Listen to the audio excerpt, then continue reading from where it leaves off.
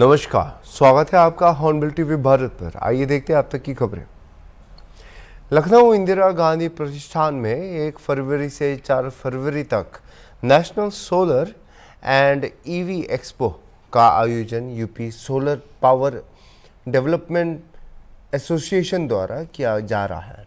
इस एक्सपो का मुख्य उद्देश्य प्रधानमंत्री नरेंद्र मोदी की सूर्य घर मुक्त बिजली योजना का जन जन तक पहुंचाना और इसके कार्यों में गति लाना है।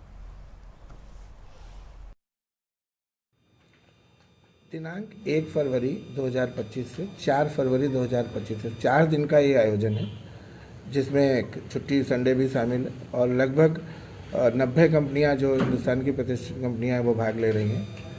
उत्तर प्रदेश की कंपनियां हैं, बाहर की भी हैं, आपकी गुजरात, जयपुर, अन्य प्रदेशों से भी कई कंपनियां इसमें आई हैं। और इसमें प्रधानमंत्री मुफ्त सूर्य घर योजना को प्रमुखतः उत्तर प्रदेश नेडा हमारा कोऑर्डिनेटर है, वो लोग भी सहयोग कर रहे हैं। जितनी प्रदेश और देश की मुख्य योजनाएं भारत सरकार और उत्तर प्रदेश सरकार द्वारा दी जा रही हैं जनहित में, उन सभी को इसमें विस्तृत जानकारी के साथ उपकरणों का प्रदर्शन भी किया जाएगा। कैसे प्रोजेक्ट काम करते हैं, कैसी नई स्कीम्स आ रही हैं, जन जन तक इसको पहुंचाने के साथ साथ कंपनी जो लोग नया व्यवसाय खोज रहे हैं या कार्य कर रहे हैं, उन लोगों को प्रोत्साहन के लिए भी इस बार इसमें आयोजन किया जाएगा। ईवी व्हीकल्स जितने भी नई नई ईवी लॉन्च हो रही हैं, उन सबको भी प्रदर्शित किया जाएगा। देखिए, जो ये भ्रम था कि सूर्य जितनी देर, हकीकत तो ये है कि जो सोलर का उत्पादन तो उतना ही समय होता है जितनी देर सूर्य निकल रहा है, लेकिन इस योजना को भारत सरकार ने ग्रिड से कनेक्ट किया है कि अगर दिन में उत्पादन हो रहा है और आप नहीं इस्तेमाल कर पा रहे हो तो ये वापस बिजली घर में संरक्षित रहती है और जितनी आपने ऊर्जा दिन में बनाई वो रात में आप उसका इस्तेमाल कर सकते हो, वो ग्रिड से वापस आ जाती है। रही बात किसानों तक, तो घर घर पहले ये किसानों में बहुत से कनेक्शंस नहीं थे गाँव में, अब सरकार द्वारा भी लगभग सब गाँव में कनेक्शंस भी पहुँचा दिए गए हैं, तो वहाँ भी ये योजना का लाभ लोग ले सकते हैं। उसके लिए ऐसा कुछ नहीं कि शहर में करें या गांव में ना करें। और किसान के लिए दूसरी योजनाएं हैं, जिसमें पंप के तहत आपकी कौन सी योजना है वो? कुसुम योजना के तहत पंप और जल की जो सिंचाई के लिए हम लोग व्यवस्था कर रही है, वो भी गवर्नमेंट पूरा उसमें सहयोग कर रही है। धीरे धीरे जो सरकार का हमारा 22,000 मेगावाट का लक्ष्य है भारत सरकार का, उसको पूरा करने में लगे हैं। अगर उस लक्ष्य तक पूरे हो जाएंगे तो हम लोग 100% बिजली के आत्मनिर्भर हो जाएंगे। जो परेशानियां आ रही हैं, चूँकि जनरेशन तो कंजम्पशन बढ़ता चला जा रहा है, तो जनरेशन को कम करने के लिए जो मुख्य साधन है वो हर घर के थ्रू या छतों के थ्रू या जो ओपन लैंड है उसके थ्रू प्रोजेक्ट्स लगा के, बैटरी स्टोरेज के थ्रू, ये चीज़ें मैक्सिमम ऊर्जा के क्षेत्र में सरकार काम कर रही है। कॉलेजेस में, यूनिवर्सिटीज़ को सबको आमंत्रित किया गया है और यहाँ पर इस बार कुछ इस तरह का भी प्रयोजन किया जा रहा है कि कैसे हमारी सूर्य घर योजना के साथ साथ प्रोजेक्ट प्लांट्स काम करते हैं, कैसे हमारी बिजली बनती है, ऑफ ग्रिड क्या है, ऑफ ग्रिड है, इन सभी का हो सकता है लाइव डेमो आपको वहाँ पर मिलेगा। सबसे बड़ी आप लोगों के माध्यम से मैं पहुँचाना चाहूँगा कि जितने ज़्यादा से ज़्यादा लोग इसमें आके और चीज़ों को सामने साक्षात रूप में, जो भ्रम अभी आपने कहा कि भ्रम है कि ऐसा होता वैसा होता, नेडा भी अपना एक सेंटर बना रहा है, कंपनी के सब लोग जैसे आईने हैं इनका भी सेंटर्स पर लोग रहेंगे, तो वहाँ पर आमने सामने इसकी जानकारी प्राप्त करें जिससे अधिक से अधिक लोग लाभ इसका ले सकें। मैं राज्यपाल महोदय को सबसे पहले अपना आभार प्रकट करना चाहती हूँ कि उन्होंने मुझे यहाँ पे एक वाइस चांसलर बनाया और इस काबिल समझा, और साथ ही साथ हर काम जो मैं काम करती हूँ हर काम में मुझे सपोर्ट दिया है। मेरे पिता डॉक्टर नित्यानंद को 2012 में मिला था।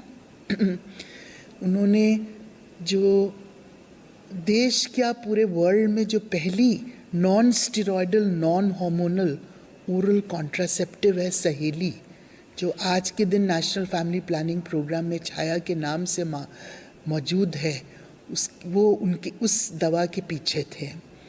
और वो हर समय चाहते थे कि मैं डॉक्टर बनूं और अपने प्रोफेशन में डॉक्टर के साथ साथ साइंस भी परसू करूं। और आज मुझे मालूम है उनकी आत्मा बहुत खुश होगी कि उन्होंने ये दिन खुद तो नहीं देखा है बट उनकी आत्मा देख रही है। एक तो आपने प्रश्न पूछा कि हमें कैसा लग रहा है। बहुत खुशी है, बहुत गर्व है, और मैं हार्दिक धन्यवाद देना चाहूँगी अपनी माननीय प्रधानमंत्री जी को और माननीय प्रेसिडेंट को कि उन्होंने मुझे इस काबिल समझा है। साथ ही साथ मैं पूरे स्टेट गवर्नमेंट को भी धन्यवाद देना चाहती हूँ कि मुझे यहाँ पर मैंने हर समय एक गवर्नमेंट इंस्टीट्यूट में ही काम करा है, यानी कि संजय गांधी पीजीआई में, अब मैं हूँ केजीएमयू में।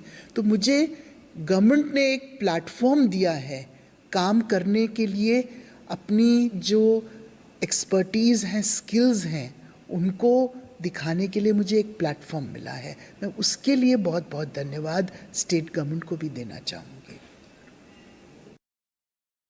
केंद्र सरकार ने उत्तर प्रदेश के 8 प्रमुख व्यक्तियों को पद्मश्री पुरस्कार देने की घोषणा की है, जिनमें यूपी विधानसभा के पूर्व अध्यक्ष और प्रसिद्ध विचारक लेखक हृदय नारायण दीक्षित भी शामिल हैं। पूर्व विधानसभा अध्यक्ष हृदय नारायण दीक्षित जी हमारे साथ हैं, उनसे बात करेंगे। सर, जो लेखन को सम्मान मिला है लेखनी का पद्मश्री के रूप में, क्या कहना चाहेंगे इस सम्मान को लेकर? और लिखना चाहेंगे इस सम्मान के बाद? जी नहीं, जो सम्मान मिला है इसका क्रेडिट आप किसको देना चाहते हैं? जो सम्मान केंद्र सरकार की तरफ से मिला है पद्मश्री के रूप में, इसके बारे में आप क्या कहेंगे? किसी की कोई भी उपलब्धि व्यक्ति की, पढ़ाई की हो, चाहे लिखाई की हो, चाहे अभिनय की हो, चाहे खेती की हो, युद्ध हो, इस उपलब्धि में केवल उसका ही काम, उसके ही काम को हम श्रेय नहीं दे सकते। कोई छोटा सा बच्चा पैदा होता है, घर के लोग पालन पोषण देते हैं, फिर वो समाज के रीति रिवाज को देखता है, उनका पालन करता है, फिर समय समय विश्वविद्यालय जाता है, फिर आंदोलित होता है, तमाम काम करता है। तो ऐसे ही उसका सारा विकास, उसका सारा ज्ञान, ये उसकी उपलब्धि नहीं है। हम जो आपसे आज बैठे बात कर रहे हैं, तो ये हमारे अपने परिश्रम का, हमारे अपने प्रयत्नों का परिणाम नहीं है। पूरा भारतीय समाज, पूरे आप सब लोग, पूरा हमारे पूर्वज ऋषि, पुरानी ज्ञान परंपरा, ये सब एक सूत्र में आते हैं तो कहीं कोई दिखाई पड़ता है कि चीज़ चमकी है, प्रकाशित हुई। मैं ऐसा मानता हूँ कि इसमें हमारा योगदान बहुत कम है, और देश के समाज का, पूर्वजों का, अग्रजों का, जहाँ हमने पढ़ाई की, उनका, आप सबका जो प्रतिष्ठित करते हैं हमको, तो इन सबका जो स्नेह आशीष है, उसका परिणाम है ये। जो लेखन हुआ है, लेखन के प्रति ये कहाँ से इतनी ऊर्जा मिलती है? क्या आपको वाकई में अभी और भी आप लिखना चाहते हैं? बिल्कुल लिख रहे हैं। लिख रहे हैं, और इसी महीने हमारी एक बहुत महत्वपूर्ण किताब आई है। ऊर्जा कहाँ से मिलती है? ये तो आपने कहा कि हमारे पूर्वजों का, हमारे साथियों का, पत्रकारों का, सबका साथ होता है, सबका आशीर्वाद मिलता रहता है, और यही वजह है कि 5,500 से ज़्यादा आपके जो किताबें हैं, लेख हैं, सब छप चुके हैं। ऊर्जा कहाँ से मिलती है? कैसे, किसको मानते हैं आप? भारतीय समाज से मिलती। भारतीय संस्कृति उल्लास धर्म है। हमारे जो त्यौहार भी होते हैं, वो भी अकेले का परिणाम नहीं है। आप एक त्यौहार देखिए, दुनिया का सबसे बड़ा संगमन है ये प्रयागराज का कुंभ। तो दुनिया के सारे लोग इकट्ठा हो रहे हैं। बात क्या है? कोई तो चीज़ इस भारत की धरती में है, कोई सुगंध है जो हम नहीं जान पा रहे हैं और बहुत लोगों को मिल रही, कोई ऐसी बात है इस धरती पर कि गंगा के किनारे मेला लगता है, लाखों लोग आ जाते हैं, तो कोई बात है। और ये बात वैदिक ऋषियों से लेकर अब तक है कि हम दुनिया के विरल और विशिष्ट समाज हैं, और लगातार आत्मनिरीक्षण भी कर रहे हैं हम लोग। और ये जो मुझे सम्मान दिया गया है, जिसकी चर्चा आप कर रहे हैं, तो ये उन्हीं जीवन मूल्यों को समान है। मैं तो सबके साझे से इस स्थिति में हूँ। यानी आप कहना चाह रहे हैं जैसे महाकुंभ में कोई ना कोई अदृश्य शक्ति है जो करोड़ों लोगों को समाहित कर रखे, तो इसको अपने जो लेखन के प्रति जो मिला है, ये क्या मानते हैं कोई अदृश्य शक्ति आपके पीछे है जो आपको जो प्रेरणा देती है लिखने के लिए और ज़्यादा से ज़्यादा लिखें? अभी आप महाकुंभ को लेकर ये बात कही है। अदृश्य शक्ति की व्याख्या हम नहीं कर सकते, लेकिन संसार का कुछ भाग ऐसा है जो ज्ञात हो चुका है, उसे हम कहेंगे ज्ञात। बड़ा भाग ऐसा है जिसे हम नहीं जानते, तो अज्ञात कहते हैं। और जब धीरे धीरे उसको भी जान जाएंगे तो अज्ञात ज्ञात का हिस्सा बन जाएगा। ऐसे ही दो शब्द और हैं, ज्ञेय और अज्ञेय। किसी को, किसी वस्तु को, किसी पदार्थ को, किसी विषय को, किसी विचार को हम समझ लेते हैं, तो ये हुआ ज्ञेय। और अज्ञेय जिसे हम जाना नहीं जा सकता। तो भारतीय चिंतन में दोनों की महिमा है, जो नहीं दिखाई पड़ता उसकी और जो दिखाई पड़ता है उसकी। भौतिकवादी विचारधारा में जो दिखाई पड़ता है उसे ही माना जाता है, जो अदृश्य नहीं दिखाई पड़ता उसे नहीं माना जाता। लेकिन हमारे यहाँ अनेक विचार ऐसे हैं कि जो अदृश्य है उसको भी जानना चाहिए, आखिरकार उसकी क्षमता क्या है, वो प्रकट क्यों नहीं हो रहा। सबको आनंदित करता है, सबका भाग्य लिखता है, लेकिन वो स्वयं प्रकट नहीं होता।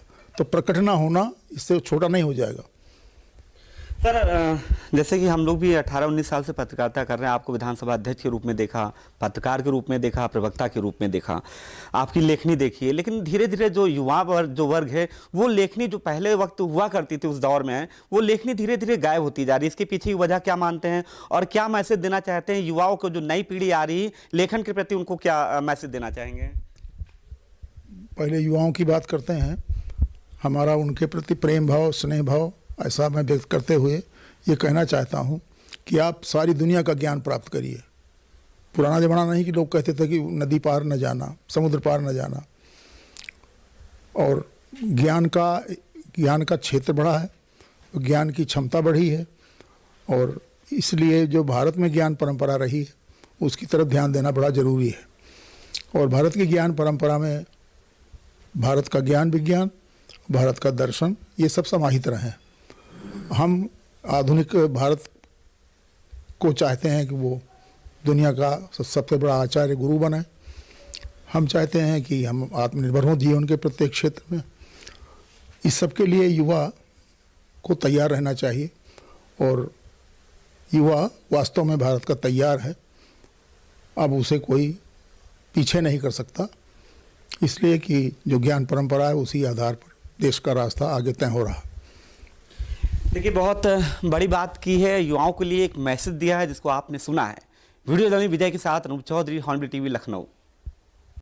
2025 महाकुंभ जो विश्व का सबसे बड़ा धार्मिक आयोजन है, उत्तर प्रदेश के मुख्यमंत्री योगी आदित्यनाथ के नेतृत्व में आयोजित हो रहा है।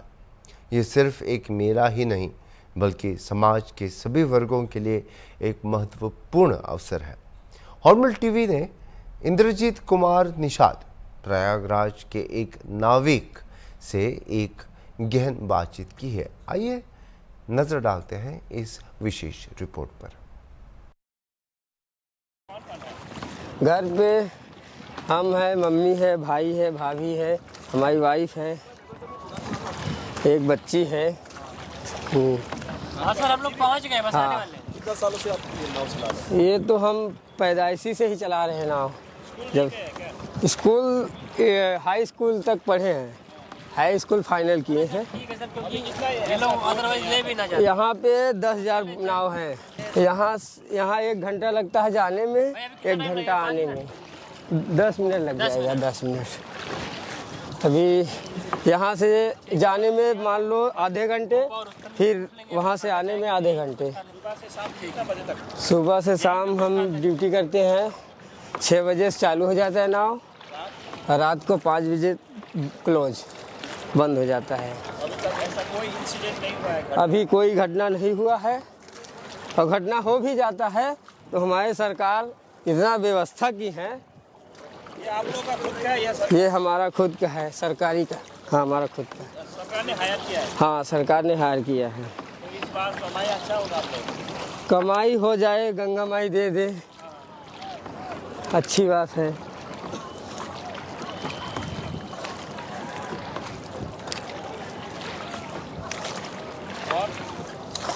और क्या काम करते हैं आप? वैसे नाव चला लेंगे, जब मेला नहीं रहेगा तो फिर बाहर काम करेंगे। लखनऊ काम करते हैं रेलवे में, और वेल्डिंग करते हैं। वेल्डिंग तो जानते हैं ना, लखनऊ वेल्डिंग के काम करते हैं। अभी ये मेला ख़त्म हो जाएगा तो 1 महीने 15 दिन जैसा घर पे रहेंगे, फिर चले जाएंगे लखनऊ। लखनऊ में रहने वाले? हाँ, नहीं रहना, मेरा घर यही है लखनऊ में, 4 बाग में। रेल वो है ना। सरकार का कमाई से क्या खरीदने का इरादा है इस बार तो हम बताएं, हम लव मैरिज शादी किए हैं, और वाइफ के पास गहना गुड़िया कुछ नहीं है, उसका कुछ बनवाएंगे गहना, और बेटी के लिए कुछ थोड़ा बनवाएंगे, और ज़्यादा ख्वाहिश नहीं है हमारा। घर वर तो सब महाकुंभ के कारण से आप लोग कमा पा रहे हैं। हाँ हाँ, ये हमारा महाकुंभ जब से लगा हमें रोजगार मिल गया। हमें एक तरफा सोच लो सरकारी नौकरी है ये, अब ये 1 महीने बाद जब ये ख़त्म हो जाएगा तो फिर वही रहेगा हम लोग का मांगने खाने का। अभी तो ठीक ठाक चल रहा है। अगर आप वीआईपी हो, अगर जैसे जल पुलिस के घर के हो या फिर पदाधिकारी हो तो आप टिकट बुक करेंगे ऑनलाइन। हाँ, यहाँ आके भी बुक कर सकते हैं। अगर वैसे हो आम आदमी हो तो आपको भाड़े पे मिलेगा, नाव मिलेगा, वहाँ से आप जा सकते हैं, संगम नहा सकते हैं। करीबन आ ही गए होंगे 15-20 करोड़ आदमी तो आ ही गए होंगे करीबन। उत्तराखंड देश का पहला राज्य बन गया है जहां यूनिफॉर्म सिविल कोड लागू किया गया है। मुख्यमंत्री पुष्कर सिंह धामी ने यूसीसी पोर्टल लॉन्च किया और इसके लागू होने की अधिसूचना जारी की है। यह कोड विवाह, तलाक, विरासत और लिव इन रिलेशनशिप जैसे सामाजिक मुद्दों को संबोधित करता है। इसके तहत विवाह, तलाक और लिव इन रिलेशनशिप का पंजीकरण अनिवार्य किया गया है ताकि समान संपत्ति अधिकार और बच्चों के अधिकारों की सुरक्षा हो सके और गैर अनुपालन पर जुर्माना लगे।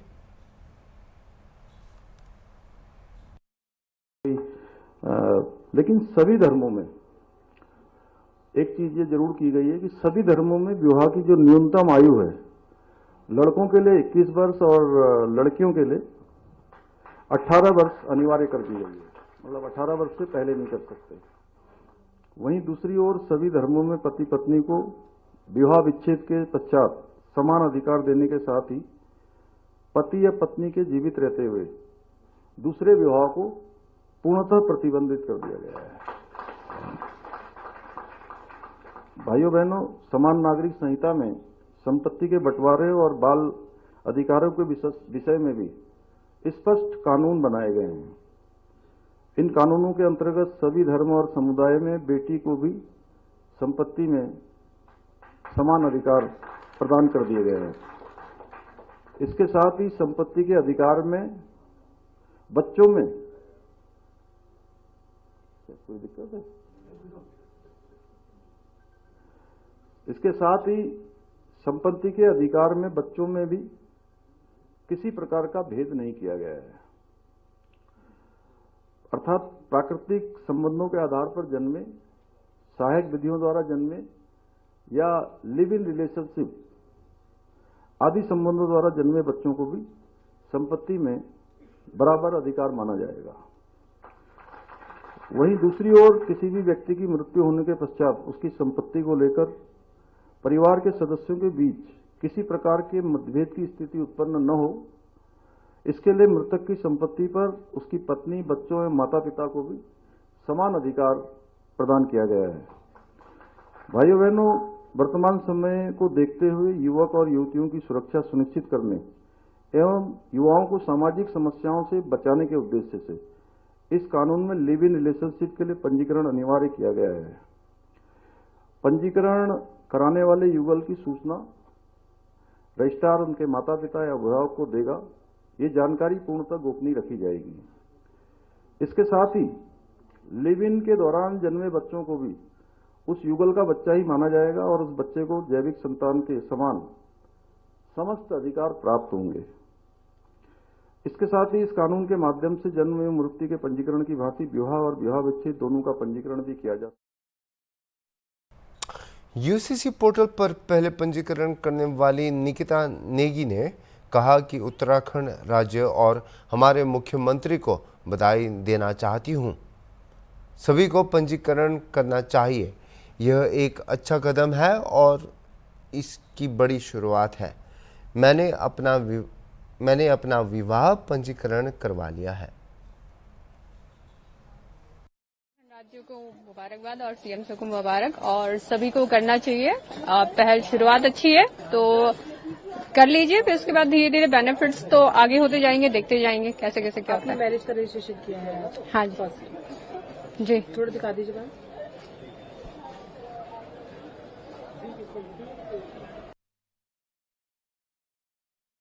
अभी के लिए इतना ही, और खबरों के लिए आप देखते रहिए हॉर्नबिल टीवी।